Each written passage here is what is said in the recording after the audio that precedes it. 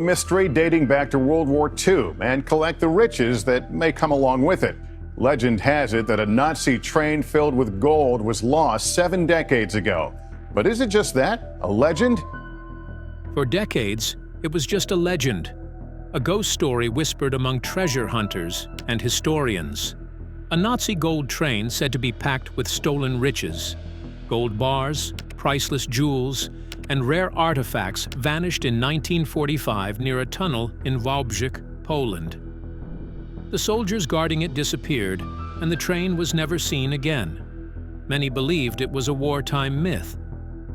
But now, nearly 80 years later, that myth has become reality. The Nazi gold train has finally been found. A 70-year-old mystery may finally be solved that involves tons of gold and jewels stolen by Nazi thieves. So how was it uncovered? And what shocking secrets were hidden inside? Buckle up, because the truth of the Nazi gold train will shock you. Finding the Nazi gold train. Perhaps one of the most enduring and mysterious legacies left behind by World War II is the story of the missing Nazi gold train. Since 1945, whispers have circulated about a heavily armored train said to be carrying stolen gold, silver, jewels, priceless art, and other valuables, all looted by the Nazi regime during their European conquest. But both the train and the treasure it carried vanished without a trace. For decades, people dismissed the tale as legend, just another myth passed down and twisted with time. But it seems the world may finally have no choice but to believe. Because now, after nearly 80 years, the Nazi gold train has finally been found. And what was discovered inside is nothing short of astonishing.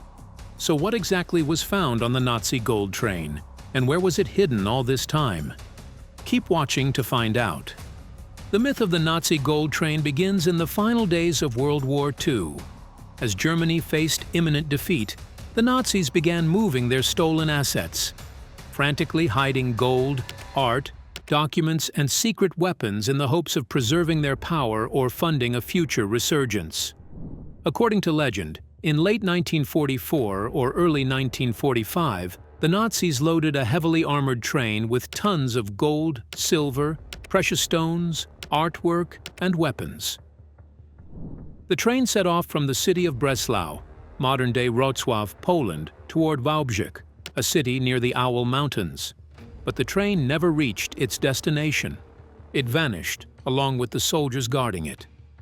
The most widely believed theory was that the train was sealed inside one of the tunnels near Książ Castle, part of the secretive underground complex known as Project Reese. But to fully understand the legend, we must look at the scale of Nazi looting during the war. The Nazi regime systematically stole wealth and cultural treasures from all over Europe. Museums, galleries, and palaces were stripped.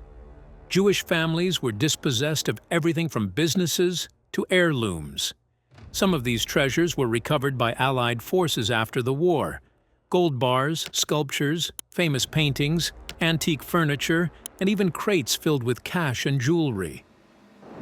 In one famous case, in 1944, U.S. forces discovered a train in Austria filled with thousands of boxes of valuables stolen from Hungarian Jews. Another story is that of the Amber Room, a jewel of Russian Baroque design located in Catherine Palace, near St. Petersburg. Its walls were made of glowing amber panels inlaid with gold, mirrors, and artwork.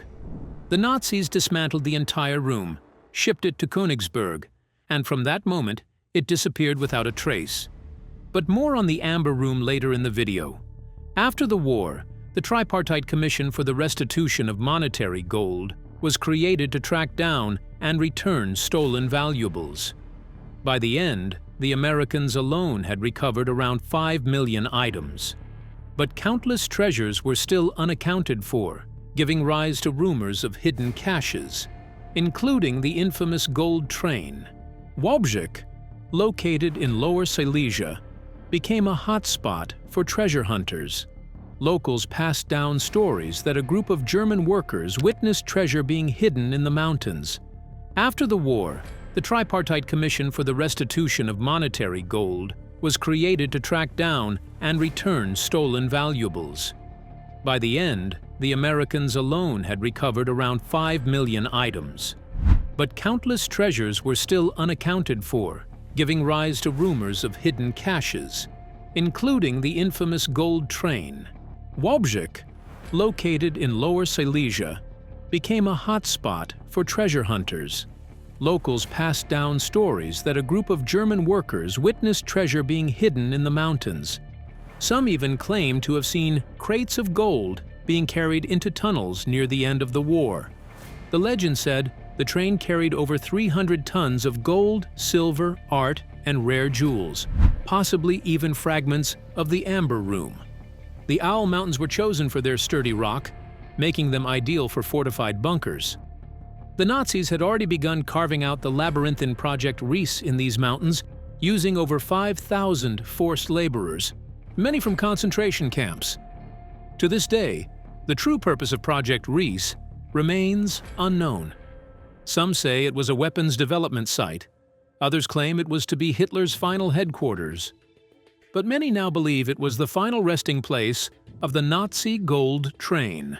In August 2015, the headlines exploded with news that sent shock through the history and archaeology world. Two men, Piotr Koper from Poland and Andreas Richter from Germany, claimed to have found the legendary gold train. The two co-owners of an exploration company called XYZSC acted on a deathbed confession and used advanced ground-penetrating radar GPR to search a specific stretch of railway at kilometer 65 on the Wrocław-Wałbrzych line. They claimed the radar images showed with 99% certainty a 100-meter-long train buried underground, something that was clearly man-made and not a natural formation. Negotiations with the Polish government began. Through their lawyers, Koper and Richter offered to reveal the location in exchange for a 10% finder's fee based on the train's value. But soon after, someone leaked the information to the press, causing a worldwide media frenzy. But that didn't deter them. Polish Deputy Culture Minister Piotr Żuchowski declared his confidence in the radar results, stating the images leave no doubt. But the regional governor, Tomasz Smolars, remained skeptical, stating that the submitted documents lacked enough evidence to confirm the discovery. By early September 2015, Koper and Richter stepped forward publicly, breaking their anonymity and releasing their GPR images, which seemed to show a man-made shaft, possibly a collapsed tunnel with something inside. The Polish government quickly cordoned off the area at kilometer 65. Soldiers cleared trees and scanned for booby traps and mines. Police kept treasure hunters at bay as public interest skyrocketed. Social media buzzed. News networks covered every update. Wałbrzych was back on the map. In May 2016, after intense negotiation and planning, Koper and Richter were given permission to excavate the site. The excavation began on August 15, 2016, with a massive team of 64 people, including engineers, geologists, chemists, archaeologists, and military demolition experts. The dig was privately funded and cost over €116,000 to $131,000. The world held its breath, but after just 7 days, the team halted the dig. There was no train, no tracks, no sealed tunnel. The mysterious radar signals were later identified as natural ice formations and mineral deposits. It was a devastating disappointment, or so it seemed. Despite the failure to unearth the Nazi gold train, something unexpected happened, possibly in a collapsed tunnel. In 2017, working with a geophysical team from Warsaw, they uncovered 7 large cavities beneath the surface, sparking hopes once again. However, the cost of drilling and permits proved to be a challenge. They needed at least 100,000 zlotus, €23,000, just to continue. In 2018, Richter left the project. Koper, now solo, remained relentless in his pursuit. Though he hadn't found the train yet, Koper's passion for historical restoration led to a discovery that no one expected. In January 2019, while renovating a palace in the village of Struga, near Wrocław, he uncovered priceless 16th-century frescoes hidden behind a plaster wall. Historians were stunned. The paintings had been lost for centuries and were considered an art historian's dream. It wasn't Nazi gold, but it was still a treasure of epic proportions. So, was the Nazi gold train ever truly found? The answer is still murky. Some experts maintain that the radar scans may have shown evidence of collapsed tunnels, meaning the train could still be hidden, just deeper underground. Others say the hype was built on wishful thinking, faulty scans, and coincidental shapes in the ground. But Piotr Koper isn't giving up. And neither are the countless believers, researchers, and explorers who are convinced that Europe's greatest missing treasure is still waiting to be uncovered. Whether it's a brilliant hoax, an honest mistake, or the tip of an iceberg of secrets buried beneath the Polish mountains, the legend of the Nazi gold train remains one of the most fascinating unsolved mysteries of our time. And if one day the doors of that train are pried open to reveal even a fraction of what's been whispered for decades, it would be the greatest treasure discovery in modern history. Until then, the world waits, and the train remains silent, perhaps just beneath our feet. But legends don't die. They lie in wait, buried beneath decades of dust and disbelief, until someone dares to chase them again. Latest findings on the Nazi gold train. Just when the legend of the Nazi gold train seemed to fade into silence, a mysterious new group has stepped forward, reigniting the decades-old mystery and possibly bringing the world closer than ever to the shocking truth. In July 2025, a secretive organization calling itself Gold Train 2025 announced that it may have found a new location for the elusive treasure. Unlike the infamous treasure hunters from a decade ago, this group has remained anonymous, insisting they have no connection whatsoever to past searches and that their approach is based on fundamentally different findings.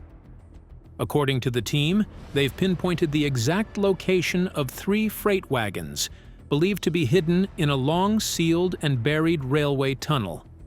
If their claims are true, this could be the closest anyone has come in 80 years to finding the lost Nazi loot.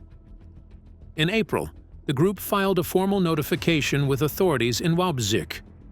A month later, they requested permission to conduct a search in the Świdnica Forest District, the area where the supposed tunnel lies.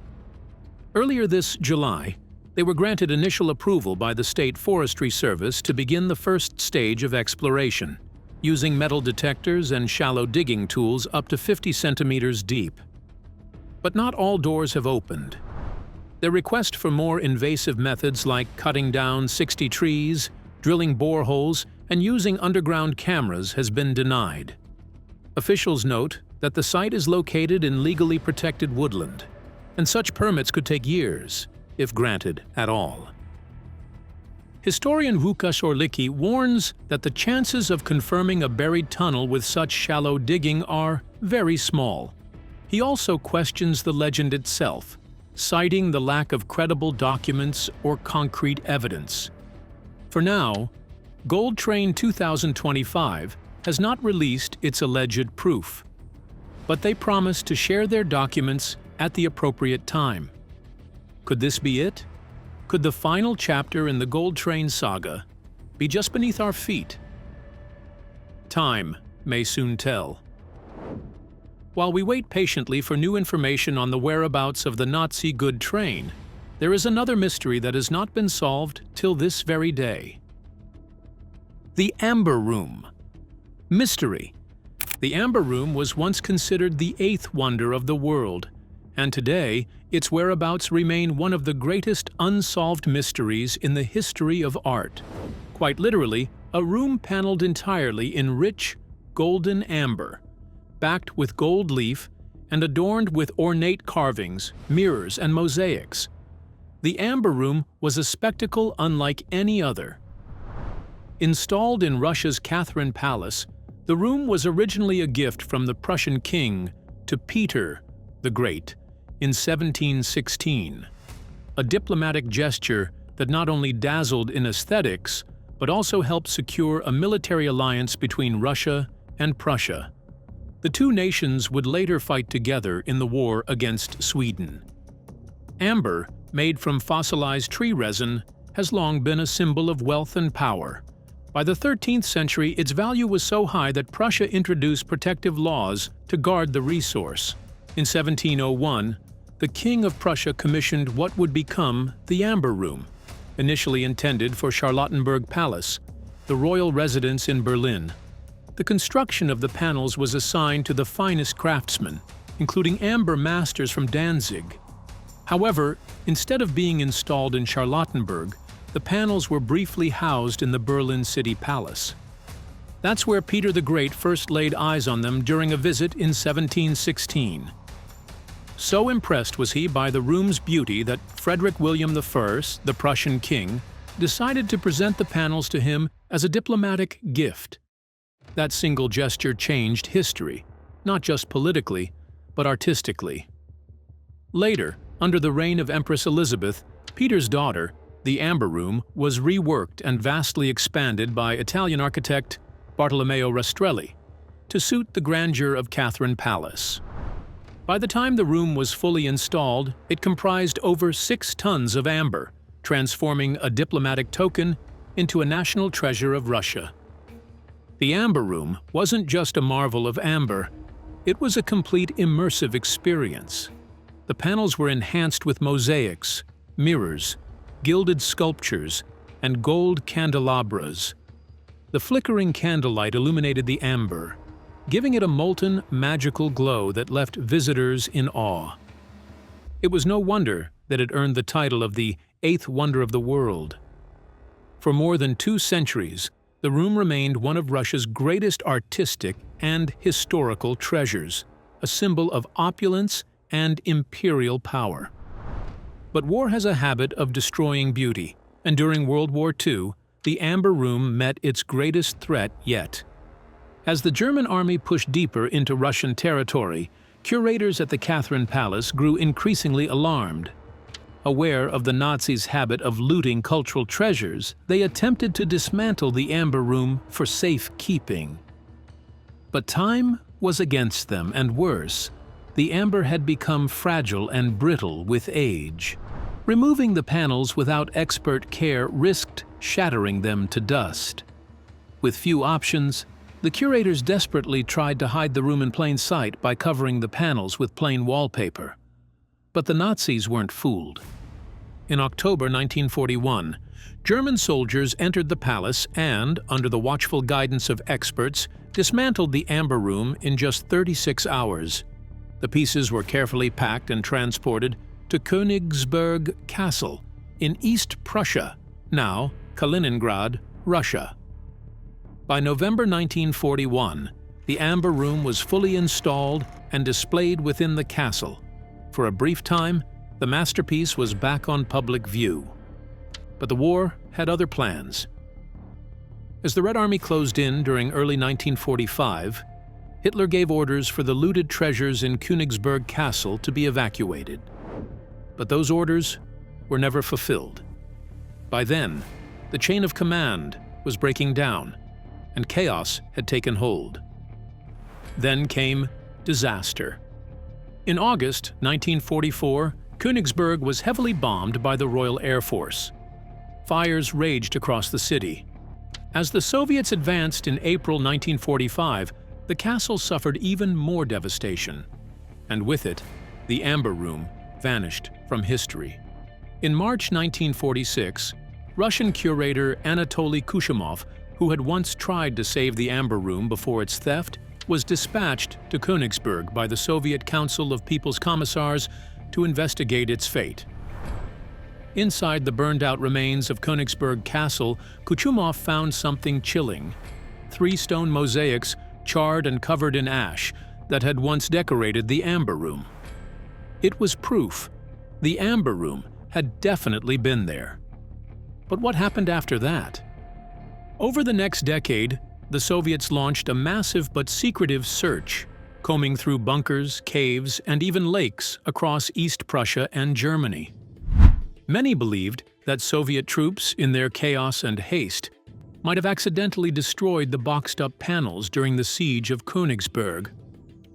Others suspected the treasures had been successfully moved, but kept hidden by high-ranking officials. In time, speculation grew so wild that even Pravda, the Soviet newspaper, made a public appeal, asking citizens for leads or information. Thousands of responses poured in, from veterans, villagers, and curious eyewitnesses. Still, the trail ran cold. Some historians argue that the Amber Room was destroyed between April 9th and 11th, 1945, perhaps unintentionally by Soviet soldiers. But another theory, far more conspiratorial, suggests that the Russian government knows what happened and has deliberately kept the mystery alive. Why? To maintain the myth, or perhaps because the room is being kept hidden for future restoration. In 1979, after decades of speculation, the Soviet government announced plans to recreate the Amber Room at Tsarskoe Selo. But it was no easy task. Amber working had become a dying craft, and the original techniques were largely forgotten. The project faced funding issues, a shortage of artisans, and a lack of reference materials. Still, the project moved forward slowly but steadily. Finally, in 2003, on the 300th anniversary of the founding of St. Petersburg, the new Amber Room was unveiled. A near-perfect recreation, it matched the original's opulence using the same 350 shades of amber, intricate mosaics, and golden detailing. It was not just a replica, it was a resurrection of one of the most magnificent rooms ever built. Despite this stunning achievement, one question continues to haunt historians, treasure hunters, and art lovers around the world. Where is the original Amber Room? Was it destroyed in the flames of Königsberg? Stashed in a hidden Nazi bunker? Lost to time? Or is it still intact, locked away, waiting for rediscovery? We may never know. But one thing is certain. The legend of the Amber Room will continue to captivate the world for as long as it remains lost. Do you think the Nazi gold train really exists, or do you think otherwise? Share your thoughts with us in the comments below. Remember to like, share, and subscribe. Also, click the next video shown on your screen. You will enjoy it.